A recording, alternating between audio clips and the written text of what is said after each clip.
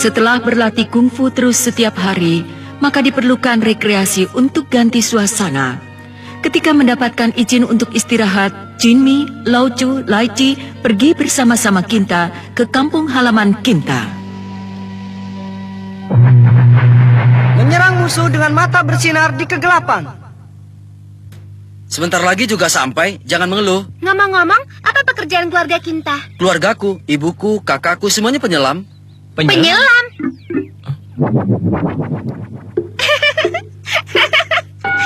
Ada apa? Kenapa kalian? Kenapa Jinmi? Kami tidak sedang menertawakanmu. Loh. Jinmi!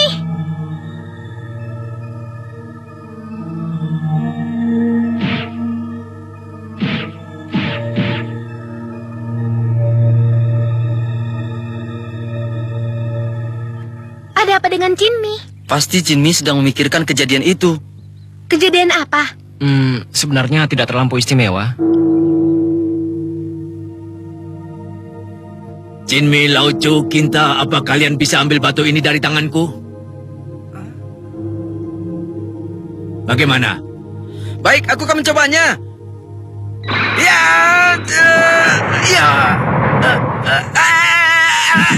Aduh. Kepala biksu, kalau cuma mengambil batu dari tanganmu, serahkan saja padaku. Lihatlah, ada burung yang terbang. Iya. Aku berhasil. Sayang sekali. Aku gagal. Berikutnya kau, Jinmi.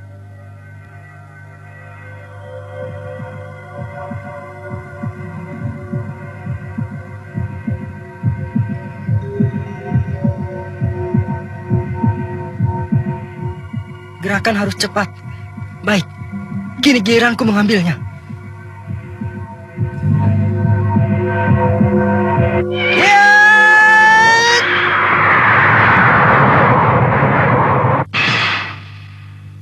Aku gagal. Ternyata gerakan kalian untuk mengambil batu ini masih sangat lambat.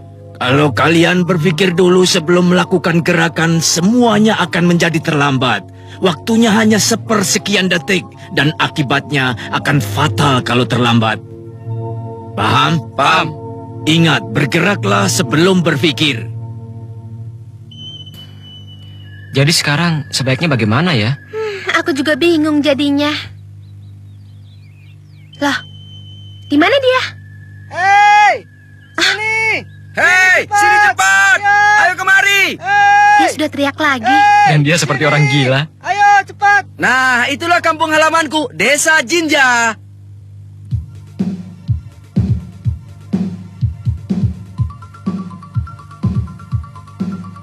Laut! Cihuy!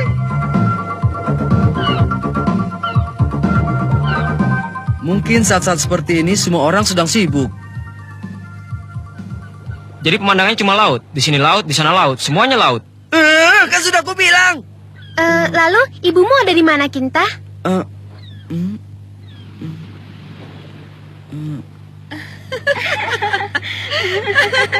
Ibu! Kinta? Ibu! Ibu baik-baik saja? Berbeda sekali.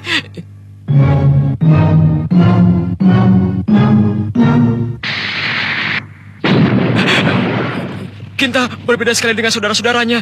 Mereka cantik-cantik. Lucu. Apa? Kenapa kaget seperti itu? Ya, kuperkenalkan, ini adalah ibuku. Saya ibunya Kinta, saya sering mendengar tentang kalian. Senang bertemu kalian. Dan ini kakak-kakakku. Namaku Kindran yang tertua. Namaku Kindrin. Saya Kindrun. Senang berkenalan dengan kalian. Sedangkan aku yang berambut panjang seperti perempuan ini dan berwajah tampan, orang-orang memanggilku Laucu. Aku Jinmi. Namaku Laici. Nama dia Goku. Daripada bicara sambil berdiri, ayo kita ke rumah saja. Kalian akan menikmati masakan laut yang lezat.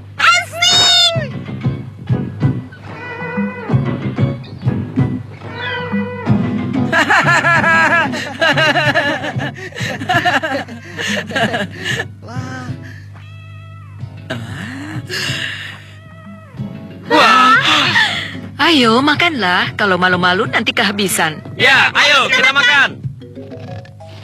Wah, ayo kita makan.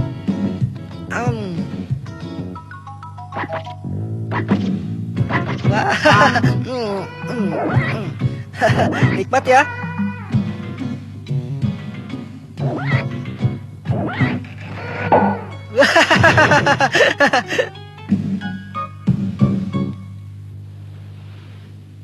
Perutku kenyang sekali. Nikmat sekali ya.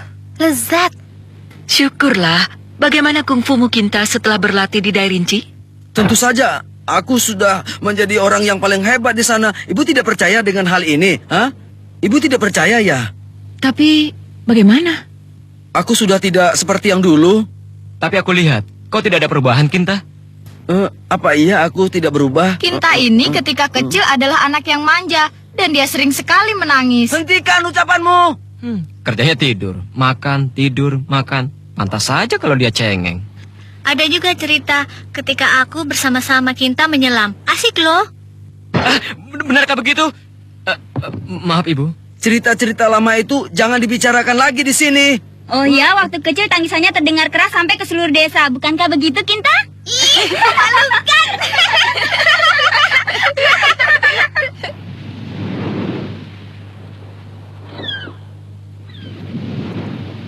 Itu adalah cerita masa kecilku. Kapan kau mulai belajar kungfu? Aku belajar kungfu dari ayahku. Dahulu ayahku adalah jago kungfu di desa ini. Dan ayahku meninggal ketika aku masih kecil.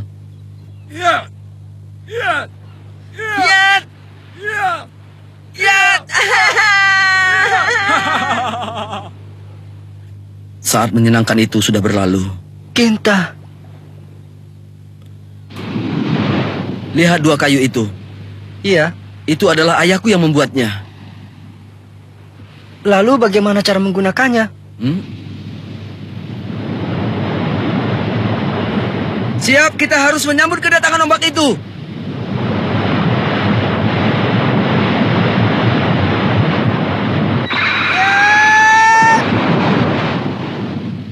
Jinmi! Rupanya ini tidak mudah ya, Kinta.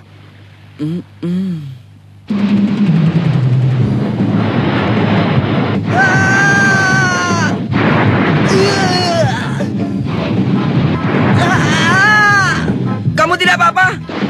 Sedikit lagi. Sedikit demi sedikit aku mulai bisa. Bagus. Pokoknya kita harus hancurkan kekuatan pusat ombaknya. Jangan kalah.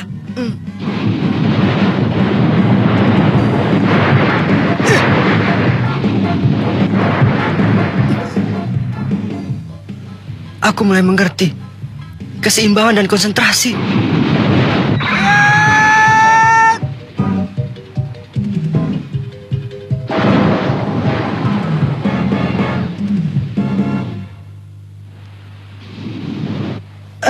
Aku capek sekali. Aku juga capek. Rasanya badanku jadi sakit semua.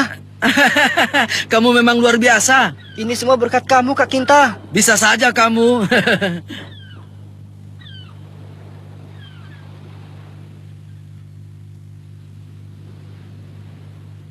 Pergi kemana saja mereka berdua. Kalau Kinta tidak ada, kita tidak akan bisa pulang ke Dairinji. Rupanya dia anak yang manja. Nanti akan kuceritakan pada yang lain. Laiti!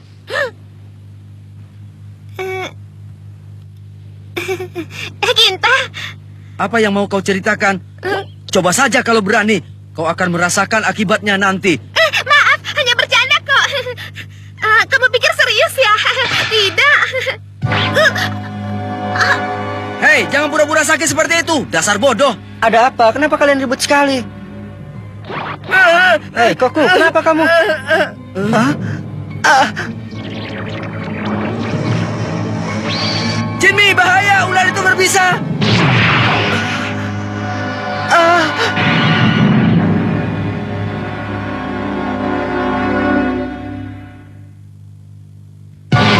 Jinmi!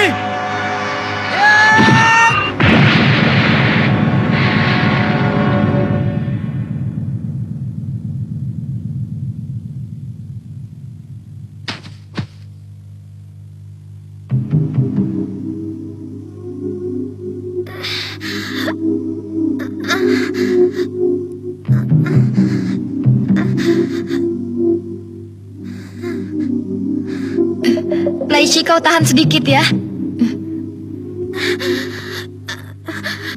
Walaupun sudah diberi obat, kalau dibiarkan terus akan berbahaya. Harus segera dibawa ke dokter.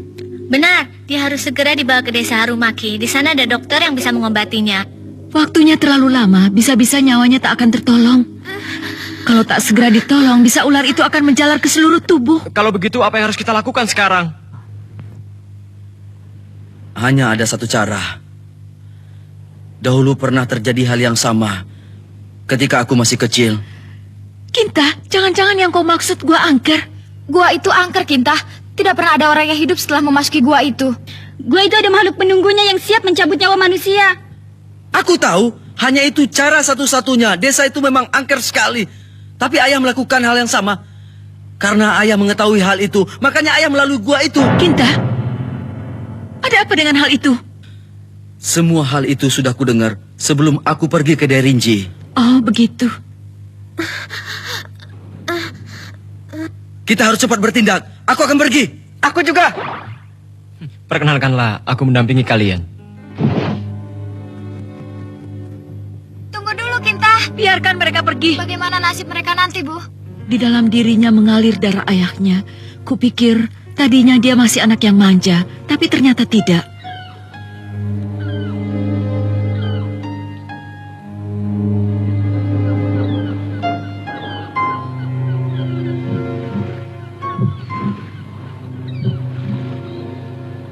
Kita harus cepat sebelum semuanya terlambat. Sekarang kita harus mengikuti perintahmu, begitu? Kau boleh tidak percaya dengan ceritaku, tapi itu benar. Ayahku dulu memang meninggal di gua angker itu. Waktu itu aku masih kecil. Seekor ular berbisa menggigitku. Ayah lalu memasuki gua angker itu untuk menuju desa Harumaki. Tapi dia tidak pernah sampai ke desa itu. Entah apa yang terjadi, aku tidak tahu. Aku ingin tahu siapa yang membunuh ayahku sebenarnya. Kinta, bolehkah aku bertanya padamu? Bukannya aku takut. Apakah tidak ada jalan lain lagi? Takut? Tidak, aku tidak takut. Aku cuma bertanya saja. Tidak ada jalan lain. Tapi aku tidak takut sama sekali. Keberanian ini sudah menurun dari ayahku dan aku tidak akan pernah takut. Kinta. Itu dia.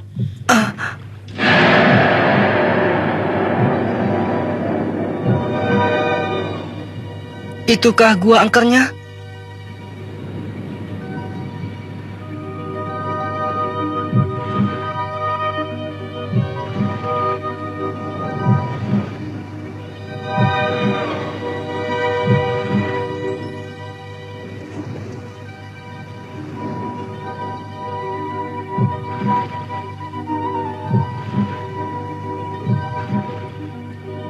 Mana Kinta? Katanya ada hantunya di sini. Mungkin dia takut dengan ilmu kungfu Derinji, iya kan?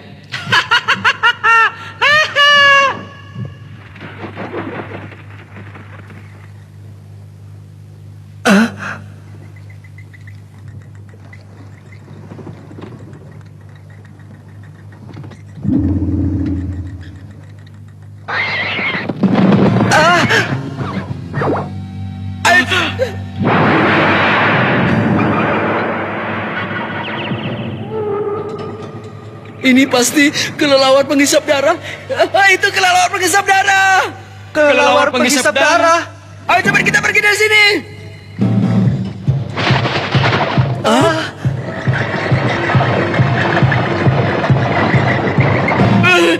Dia mengejar kita. Ayo.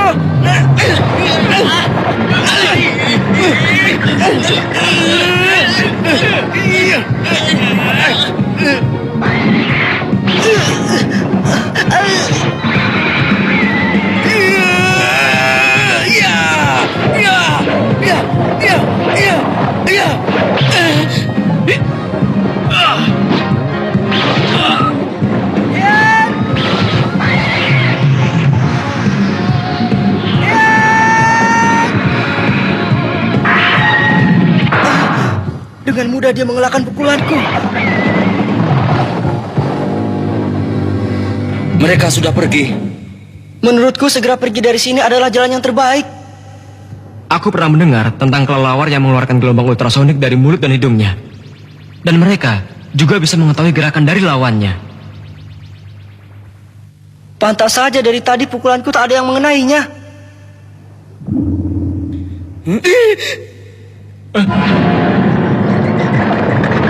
Jumlahnya lebih banyak lagi.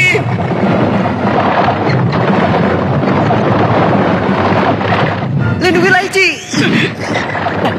Ya, ya, ya, ya, ya, ya,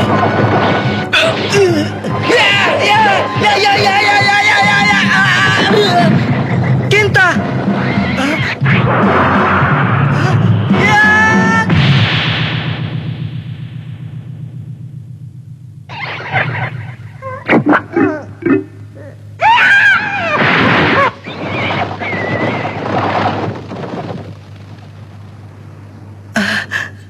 Aku berhasil memukulnya. Jinmi, kau berhasil. Jinmi, kau bisa melakukannya. Rahasianya adalah seperti ini. Ya!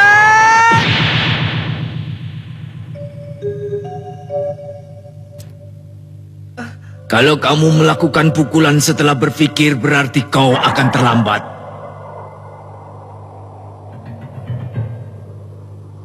Ya! Bergeraklah sebelum berpikir.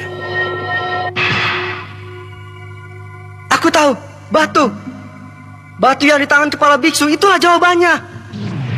Waktu dengan ular, aku pun tidak sempat berpikir. Tiba-tiba saja tanganku bergerak. Bergeraklah sebelum berpikir.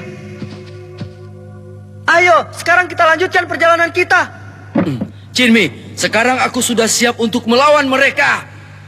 Laucu, jaga Laici. Baik, akan kujaga.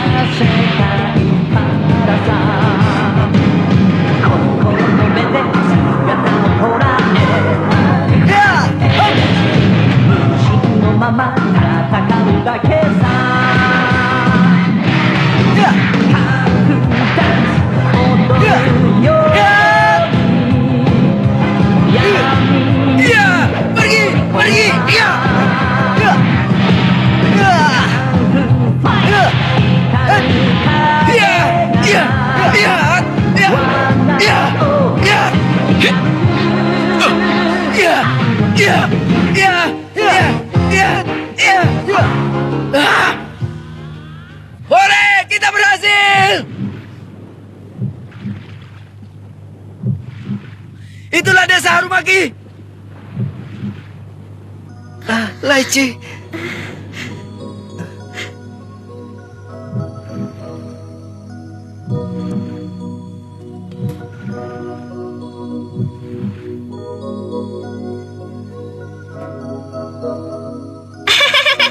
Terima kasih.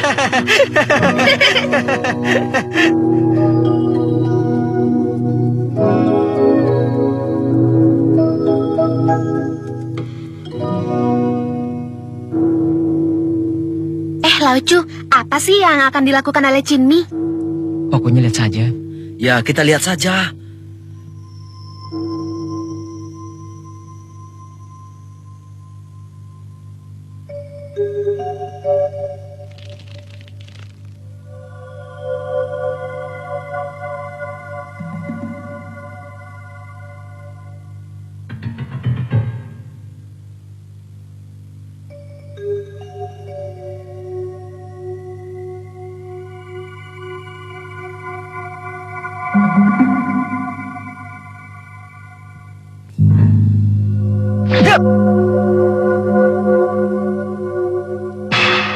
Berhasil! Ya, Jinmi berhasil. Hidup Jimmy! Hidup Jimmy! Hidup Jimmy! Bergeraklah sebelum berpikir. Kamu sudah mengerti, Jinmi? Iya. Kampung halaman Kinta, Desa Cinca telah memberikan pengalaman baru buat Jinmi. Akhirnya, Jinmi dapat mengambil batu dari tangan kepala biksu. Akan sampai di manakah kehebatan kungfu Jinmi?